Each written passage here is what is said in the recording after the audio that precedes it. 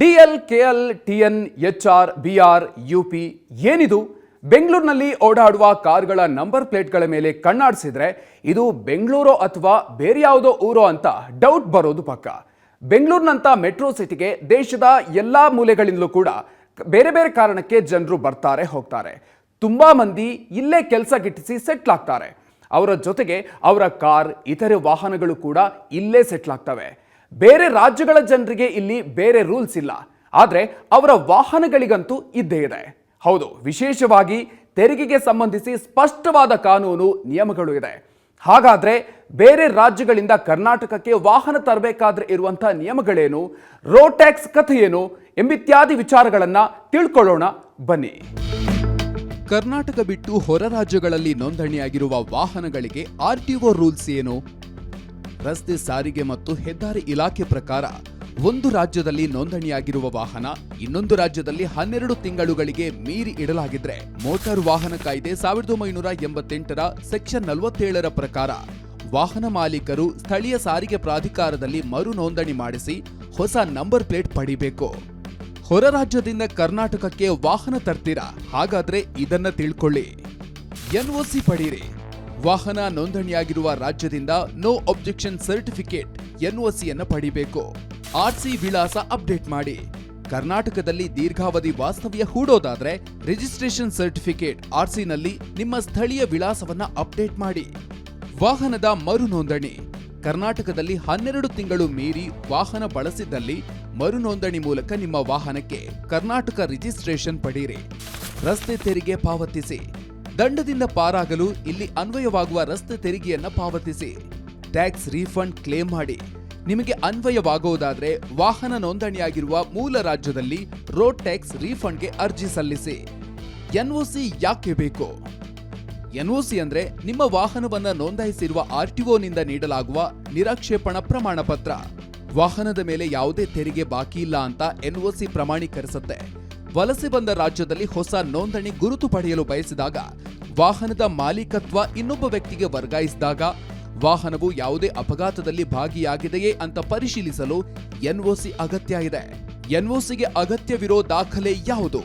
ನಮೂನೆ 28ರ ಅರ್ಜಿ, ನೋಂದಣಿ ಪ್ರಮಾಣ ಪತ್ರದ ಪ್ರಮಾಣೀಕೃತ ಪ್ರತಿ, ವಿಮಾ ಪ್ರಮಾಣ ಪತ್ರದ ಪ್ರಮಾಣೀಕೃತ ಪ್ರತಿ, ನವೀಕೃತ ಮೋಟಾರು ವಾಹನ ತೆರಿಗೆ ಪಾವತಿಯ ಪುರಾವೆ, ಮಾಲಿನ್ಯ ನಿಯಂತ್ರಣದಲ್ಲಿರುವ ಪ್ರಮಾಣ ಪತ್ರ, ಮಾಲೀಕರ ಸಹಿ ಗುರುತಿಸುವಿಕೆ. ವಾಹನ ನೋಂದಣಿಯಾಗಿರುವ ರಾಜ್ಯದಿಂದ ಎನ್ಒಸಿ ಪಡೆದುಕೊಳ್ಳೋದು ಹೇಗೆ? ಪರಿವಾಹನ್ ಸೇವಾ ವೆಬ್ಸೈಟ್ಗೆ ಭೇಟಿ ನೀಡಿ. ಆನ್ಲೈನ್ ಸರ್ವಿಸ್ ಮೇಲೆ ಕ್ಲಿಕ್ ಮಾಡಿ. ವೆಹಿಕಲ್ ರಿಲೇಟೆಡ್ ಸರ್ವಿಸಸ್ ಆಯ್ಕೆ ಮಾಡಿ. ನಿಮ್ಮ ರಾಜ್ಯವನ್ನ ಆಯ್ಕೆ ಮಾಡಿ. Application for no objection certificate ಆಯ್ಕೆ ಮಾಡಿ. ನಿಮ್ಮ ವಾಹನ ನೋಂದಣಿ ಸಂಖ್ಯೆಯನ್ನ ನಮೂದಿಸಿ ಮತ್ತು ವೆರಿಫೈ ಡೀಟೇಲ್ಸ್ ಮೇಲೆ ಕ್ಲಿಕ್ ಮಾಡಿ. ಚಾಸಿಸ್ ಸಂಖ್ಯೆಯನ್ನ ನಮೂದಿಸಿ. ನಿಮ್ಮ ಮೊಬೈಲ್ ಸಂಖ್ಯೆಯನ್ನ ನಮೂದಿಸಿ ಮತ್ತು ಒಟಿಪಿಯನ್ನ ಪಡ್ಕೊಳ್ಳಿ. ರಚಿತವಾದ ಒಟಿಪಿಯನ್ನ ನಮೂದಿಸಿ ಮತ್ತು ವೆರಿಫೈ ಡೀಟೇಲ್ಸ್ ಮೇಲೆ ಕ್ಲಿಕ್ ಮಾಡಿ. ಒಂದು ಅರ್ಜಿ ನಮೂನೆಯನ್ನ ರಚಿಸಲಾಗುತ್ತೆ. ಮಾಲೀಕರ ವಿವರಗಳನ್ನ ಪರಿಶೀಲಿಸಿ ಮತ್ತು ವಾಹನ ವಿಮಾ ವಿವರಗಳನ್ನ ನಮೂದಿಸಿ. ಎನ್ಒಸಿ ವಾಹನ ವಿವರಗಳನ್ನ ನಮೂದಿಸಿ ಮತ್ತು ಸೇವ್ ಮೇಲೆ ಕ್ಲಿಕ್ ಮಾಡಿ. ಅದಾದ ನಂತರ ಕನ್ಫರ್ಮ್ ಮೇಲೆ ಕ್ಲಿಕ್ ಮಾಡಿ. ಶುಲ್ಕ ರಶೀದಿಯನ್ನ ರಚಿಸಲಾಗುತ್ತೆ. ಶುಲ್ಕ ರಶೀದಿಯನ್ನ ಮುದ್ರಿಸಿ. ಅಗತ್ಯ ದಾಖಲೆಗಳೊಂದಿಗೆ ಆರ್ಟಿಒಗೆ ಭೇಟಿ ನೀಡಿ. ಕರ್ನಾಟಕದ ವಿಳಾಸದೊಂದಿಗೆ ನಿಮ್ಮ ರಿಜಿಸ್ಟ್ರೇಷನ್ ಸರ್ಟಿಫಿಕೇಟ್ ಅಪ್ಡೇಟ್. ಕರ್ನಾಟಕದಲ್ಲಿ ಆರ್ಸಿಯಲ್ಲಿ ವಾಹನ ವಿಳಾಸ ಬದಲಾವಣೆಗೆ ಅಗತ್ಯವಿರುವ ದಾಖಲೆಗಳು ಯಾವುದು? ಬನ್ನಿ ನೋಡೋಣ. ನಮೂನೆ 33ರಲ್ಲಿ ಅರ್ಜಿ, ನೋಂದಣಿ ಪ್ರಮಾಣ ಪತ್ರ, ಹೊಸ ವಿಳಾಸದ ಪುರಾವೆ, ಮಾನ್ಯ ವಿಮಾ ಪ್ರಮಾಣ ಪತ್ರ, ಮಾಲಿನ್ಯ ನಿಯಂತ್ರಣದಲ್ಲಿರುವ ಪ್ರಮಾಣ ಪತ್ರ, ವಾಹನ ಸಾಲ ಇದ್ರೆ ಹಣಕಾಸುದಾರರಿಂದ ನಿರಾಕ್ಷೇಪಣಾ ಪ್ರಮಾಣ ಪತ್ರ, ಪ್ಯಾನ್ ಕಾರ್ಡ್ ಅಥವಾ ಫಾರ್ಮ್ 60 ಮತ್ತು ಫಾರ್ಮ್ 61 ಇದರ ದೃಢೀಕೃತ ಪ್ರತಿ, ಮಾಲೀಕರ ಸಹಿ ಗುರುತಿಸುವಿಕೆ. ಕರ್ನಾಟಕದಲ್ಲಿ ಆರ್ಸಿಯಲ್ಲಿ ವಾಹನದ ವಿಳಾಸ ಬದಲಾವಣೆಗೆ ಅರ್ಜಿ ಸಲ್ಲಿಸೋದು ಹೇಗೆ? ಪರಿವಾಹನ್ ಸೇವಾ ವೆಬ್ಸೈಟ್ಗೆ ಭೇಟಿ ನೀಡಿ. ಆನ್ಲೈನ್ ಸರ್ವಿಸ್ ಮೇಲೆ ಕ್ಲಿಕ್ ಮಾಡಿ. ವೆಹಿಕಲ್ ರಿಲೇಟೆಡ್ ಸರ್ವಿಸಸ್ ಆಯ್ಕೆ ಮಾಡಿ. ನಿಮ್ಮ ರಾಜ್ಯವನ್ನ ಆಯ್ಕೆ ಮಾಡಿ. Apply for change of address ಆಯ್ಕೆ ಮಾಡಿ. ನಿಮ್ಮ ವಾಹನ ನೋಂದಣಿ ಸಂಖ್ಯೆ ಮತ್ತು ಚಾಸಿಸ್ ಸಂಖ್ಯೆಯನ್ನು ನಮೂದಿಸಿ. ನಿಮ್ಮ ಮೊಬೈಲ್ ಸಂಖ್ಯೆಯನ್ನ ನಮೂದಿಸಿ ಮತ್ತು ಒಟಿಪಿ ರಚಿಸಿ. ರಚಿತವಾದ ಒಟಿಪಿಯನ್ನ ನಮೂದಿಸಿ ಮತ್ತು ಶೋ ಡೀಟೇಲ್ಸ್ ಮೇಲೆ ಕ್ಲಿಕ್ ಮಾಡಿ. ಅರ್ಜಿ ಆಯ್ಕೆಯಲ್ಲಿ ಚೇಂಜ್ ಆಫ್ ಅಡ್ರೆಸ್ ಆಯ್ಕೆ ಮಾಡಿ. ಅಗತ್ಯವಿರುವ ಎಲ್ಲ ವಿವರಗಳನ್ನ ನಮೂದಿಸಿ. ಅಗತ್ಯ ಪಾವತಿ ಮಾಡಿ ಮತ್ತು ಶುಲ್ಕ ರಶೀದಿಯನ್ನು ಮುದ್ರಿಸಿ. ಅಪಾಯಿಂಟ್ಮೆಂಟ್ ಬುಕ್ ಮಾಡಿ ಮತ್ತು ಶುಲ್ಕ ರಶೀದಿ ಮತ್ತು ದಾಖಲೆಗಳೊಂದಿಗೆ ಆರ್ಟಿಒಗೆ ಭೇಟಿ ನೀಡಿ. ಕರ್ನಾಟಕ ನೋಂದಣಿಗೆ ನಿಮ್ಮ ವಾಹನವನ್ನ ಮರು ನೋಂದಾಯಿಸಿ.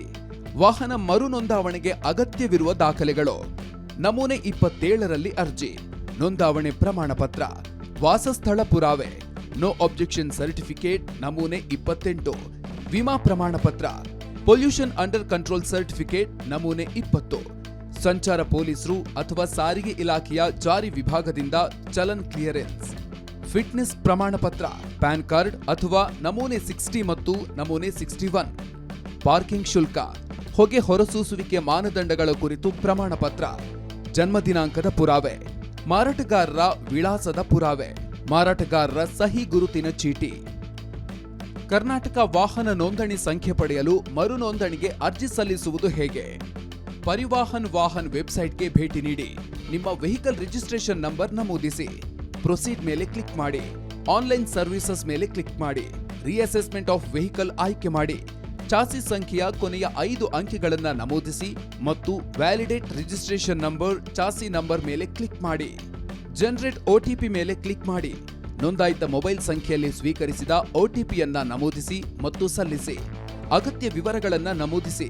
ಶುಲ್ಕದ ಸ್ಕ್ರೀನ್ ಅನ್ನ ಪರಿಶೀಲಿಸಿ ಮತ್ತು ಮುಂದುವರಿಯಿರಿ. ತೋರಿಸಿರುವಂತೆ ಶುಲ್ಕವನ್ನ ಪಾವತಿಸಿ. ಪಾವತಿ ರಶೀದಿ ರಚಿತ ಆಗುತ್ತೆ. ಇದರ ನಂತರ ಅರ್ಜಿಯನ್ನ ಮುಂದಿನ ಪ್ರಕ್ರಿಯೆಗಾಗಿ RTOಗೆ ರವಾನಿಸಲಾಗುತ್ತೆ. ಕರ್ನಾಟಕದಲ್ಲಿ ಅನ್ವಯವಾಗುವ ರಸ್ತೆ ತೆರಿಗೆಯನ್ನ ಪಾವತಿಸಿ. ಕರ್ನಾಟಕದಲ್ಲಿ ರಸ್ತೆ ತೆರಿಗೆ ಪಾವತಿಸೋದು ಹೇಗೆ? ಪರಿವಾಹನ್ ವಾಹನ್ ಸೇವೆಗೆ ಭೇಟಿ ನೀಡಿ. ನಿಮ್ಮ ವೆಹಿಕಲ್ ರಿಜಿಸ್ಟ್ರೇಷನ್ ನಂಬರ್ ನಮೂದಿಸಿ. ಪ್ರೊಸೀಡ್ ಮೇಲೆ ಕ್ಲಿಕ್ ಮಾಡಿ. ಆನ್ಲೈನ್ ಸರ್ವಿಸಸ್ ಮೇಲೆ ಕ್ಲಿಕ್ ಮಾಡಿ. ಪೇ ವೆಹಿಕಲ್ ಟ್ಯಾಕ್ಸ್ ಆಯ್ಕೆ ಮಾಡಿ. ಚಾಸಿ ಸಂಖ್ಯೆಯ ಕೊನೆಯ 5 ಅಂಕಿಗಳನ್ನ ನಮೂದಿಸಿ ಮತ್ತು validate registration number chassis number ಮೇಲೆ ಕ್ಲಿಕ್ ಮಾಡಿ. ಜನರೇಟ್ OTP ಮೇಲೆ ಕ್ಲಿಕ್ ಮಾಡಿ. ನೋಂದಾಯಿತ ಮೊಬೈಲ್ ಸಂಖ್ಯೆಯಲ್ಲಿ ಸ್ವೀಕರಿಸಿದ OTPಯನ್ನ ನಮೂದಿಸಿ ಮತ್ತು ಸಲ್ಲಿಸಿ. ಇನ್ಶೂರೆನ್ಸ್ ಡೀಟೇಲ್ಸ್ ನವೀಕರಿಸಿ. ಶುಲ್ಕ ಪಟ್ಟಿಯನ್ನ ಪರಿಶೀಲಿಸಿ ಮತ್ತು ಮುಂದುವರಿಯಿರಿ. ತೋರಿಸಿರುವಂತೆ ಶುಲ್ಕವನ್ನ ಪಾವತಿಸಿ. ಪಾವತಿ ರಶೀದಿ ರಚಿಸಲಾಗುತ್ತೆ. ಇದರ ನಂತರ ಅರ್ಜಿಯನ್ನ ಮುಂದಿನ ಪ್ರಕ್ರಿಯೆಗಾಗಿ RTOಗೆ ಸರಿಸಲಾಗುತ್ತೆ. ತೆರಿಗೆ ಮರುಪಾವತಿಯನ್ನ ಪಡೆದುಕೊಳ್ಳಿ. ನಿಮ್ಮ ಹಿಂದಿನ ರಾಜ್ಯದಿಂದ ರಸ್ತೆ ತೆರಿಗೆ ಮರುಪಾವತಿಯನ್ನ ಪಡೆದುಕೊಳ್ಳಿ. ನೀವು ವಾಹನವನ್ನ ಖರೀದಿಸಿದಾಗ ಅದರ ಇನ್ವಾಯ್ಸ್ ಮೌಲ್ಯದ ಆಧಾರದ ಮೇಲೆ ನೀವು ರಾಜ್ಯ ಸರ್ಕಾರಕ್ಕೆ ರಸ್ತೆ ತೆರಿಗೆಯನ್ನ ಪಾವತಿಸ್ತೀರಿ.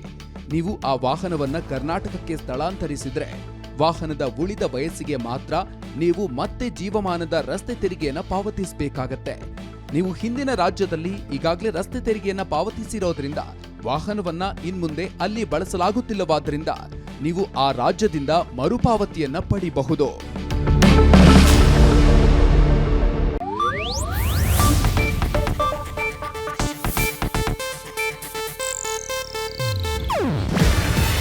ಇದು ಏಷ್ಯಾನೆಟ್ ನ್ಯೂಸ್ ನೆಟ್ವರ್ಕ್ ಪ್ರಸ್ತುತಿ. ನೀವು ನೋಡ್ತಿದ್ದೀರಾ ಏಷ್ಯಾನೆಟ್ ಸುವರ್ಣ ನ್ಯೂಸ್.